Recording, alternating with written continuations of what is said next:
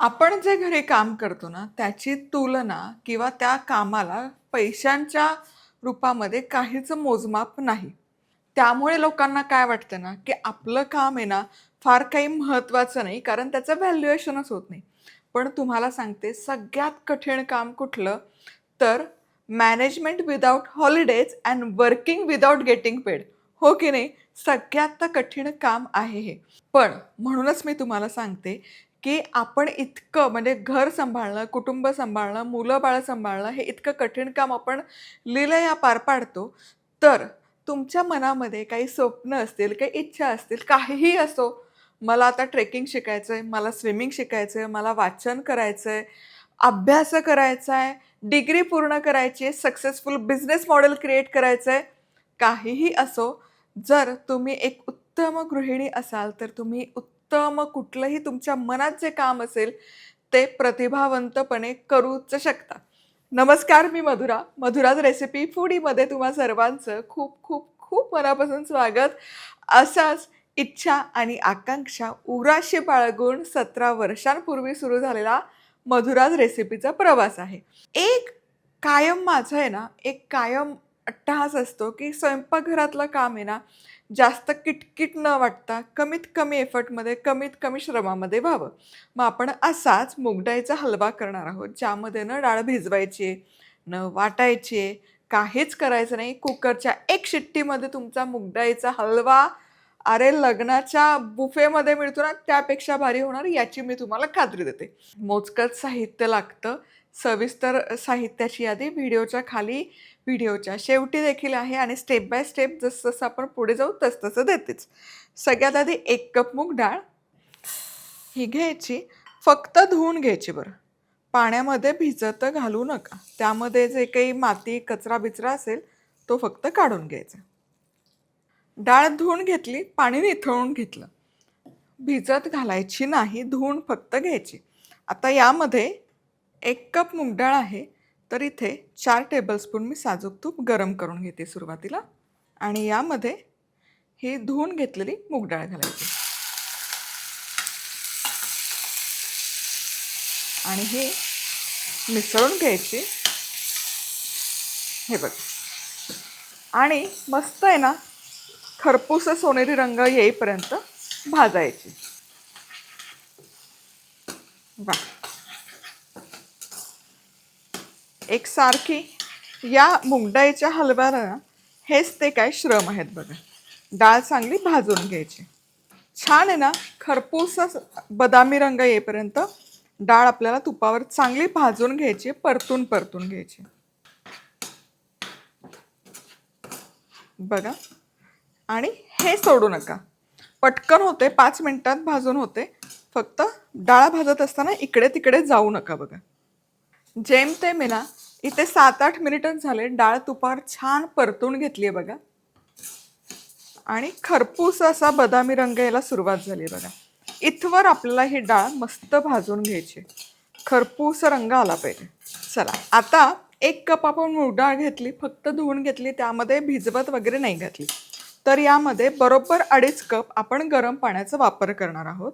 म्हणजे दुपटीला थोडंसं जास्त आणि मूग डाळ गरम गरम आहे, त्यामुळे पाणी पण आपल्याला गरम गरमच घालायचं.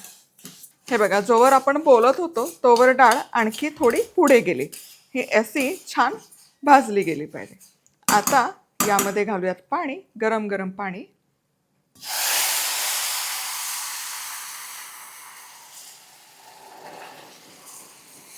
गरम गरम पाणी घातलं ना की डाळ मस्त फुलते, फरारते. थंड पाणी वापरू नका, नाहीतर ती दाठरेल. आता झाकण लावायचं आणि मध्यम आचेवर 3 ते 4 शिट्ट्या काढून घ्यायच्या. डाळ छान शिजली पाहिजे, त्यामुळे शिट्ट्या व्यवस्थित काढा.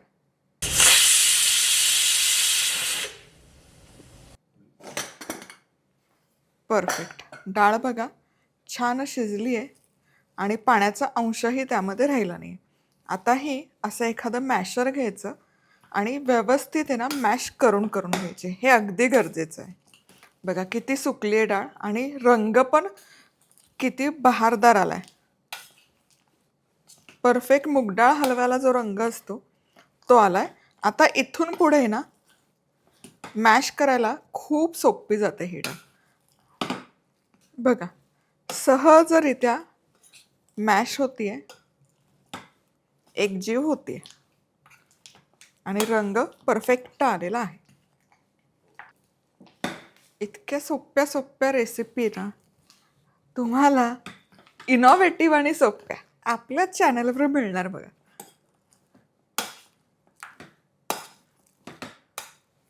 चला, इथे डाळ व्यवस्थित आपण घोटून घेतली, परफेक्ट दिसतंय. आता तव्यामध्ये 4 चमचे साजूक तूप गरम करायला ठेवायचं. म्हणजे 1 कप मूग डाळ आहे तर अर्धा कपला थोडं जास्त साजूक तूप लागतंच. मूग डाळीचा हलवा आहे, बऱ्यापैकी समप्रमाणात घेतलं तर आणखी हलवा चवदार आणि बहारदार होतो. आता यामध्ये सुकामेवा, ज्यामध्ये काजू आणि बदाम आहे, हा छान तळायचा. सुकामेवा बदामी रंगावर छान परतून झाला बघा, मस्त दिसतंय. आता ही जी डाळ आपण शिजवून घेतली, ही डाळ या तुपामध्ये घालायची. कुकरमध्येच ही सगळी प्रोसेस कंटिन्यू केली तरी चालेल, पण आकाराला माझा कुकर इतका मोठा नाही की त्याच्यात ते सगळं होईल, म्हणून मग मी हे काढून घेते. आता तुपामध्ये हे पुन्हा एकदा एकजीव करायचं. छान तूप या डाळीमध्ये जिरलं पाहिजे बघा, बहारदार बघा, सगळं तूप जिरलंय. आता थोडंसं हे भाजून घेऊयात तुपावर 5 मिनिट फक्त. डाळ तशी छान भाजली आहे, पण थोडं आणखी टेक्स्चर यावं म्हणून थोडंसं आणखी भाजून घ्या. चला, मूग डाळ घातल्यानंतर एक 10 मिनिटं तुपावर भाजून घेतलं. हे पुन्हा सगळं तूप जिरलंय बघा, वरनं मी पुन्हा काहीच तूप घातलं नाही आणि परफेक्ट मूग डाळ हलव्याचा रंग, त्याचा फ्लफीनेस, तो दाणेदारपणा या मिश्रणाला यायला सुरुवात झाली. आता इथून पुढे जास्त शिजवायची गरज नाही आहे, कारण आपलं शिजवून झालंय, भाजून झालंय, परफेक्ट रवा टेक्स्चर देखील आलंय. 1 कप मूग डाळ आहे तर 1 कपच मी साखर वापरते. तुम्हाला खूप गोड होत असेल हे तर 1 कपला थोडी कमी म्हणजे पाऊण कप साखर घातली तरी चालेल, पण मग थोडा अगोड होईल. व्यवस्थित मूग डाळ हलवा गोड हवा असेल तर समप्रमाणात साखर घालणं गरजेचं आहे. बरं, साखरेच्या ऐवजी गूळ जरी घातला तरी चालेल या स्टेजला, त्याला टेक्स्चर आणि रंग आणखी बहारदार येईल. आता यामध्ये घालूयात साखर.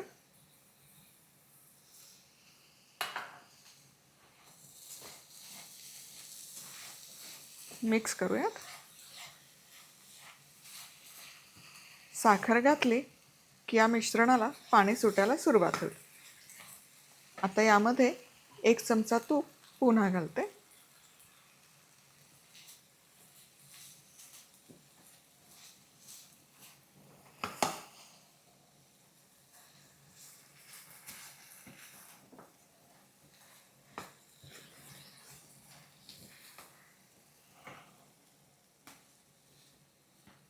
साखर विरघळलेली आहे आणि काय बहारदार दिसतंय बघा, रंग, टेक्स्चर, रूप, आ हा हा हा.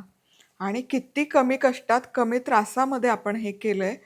आता शेवटचा 1 चमचा आणखी तूप यामध्ये घालतेय आणि वेलदोड्याची पूड. वा, बहारदार आणि आपला मस्त रसरशीत रवाळ दाणेदार मूगडाळीचा हलवा तयार. काय टेक्स्चर आलंय, काय रंग आलाय, वा वा वा. यामध्ये आता तुम्हाला खवा घालायचा असेल तर खवा भाजून घ्या आणि साखर घालण्यापूर्वी खवा त्यामध्ये मिसळा, म्हणजे खव्याची चव पण छान येईल. मिल्क पावडर जरी घालायची असेल तर मिल्क पावडर देखील भाजून घ्या आणि साखर घालण्यापूर्वी घाला, म्हणजे मग त्याला, म्हणजे आता 1 कप डाळ आहे ना तर अर्धा कप खवा, अर्धा कप मिल्क पावडर पुरेशी होते. पण नादच करायचा नाही बघा, मस्त दाणेदार रवाळ आपला मूगडाळीचा हलवा तयार आहे. बुफेमध्ये किंवा तुम्ही मोठ्या मोठ्या हॉटेलमध्ये जाऊन खाताना अगदी तसा रंग टेक्स्चर आलेलं आहे. कमी त्रासात कमी कष्टात आणि सहज केलाय, हो की नाही? काहीच कष्ट नाहीये. म्हणजे फक्त डाळ शिजवली, मॅशरने मॅश केली आणि हलवा तयार. रेसिपी आवडली तर सांगायची गरज आहे. Like, comment, subscribe. पुन्हा भेटूयात. तोवर मस्त राहा, खुश राहा, आनंदी राहा. सगळ्यात महत्त्वाचं खात राहा. मधुराज रेसिपी. मधुराज रेसिपी, महाराष्ट्राची अस्सल चव.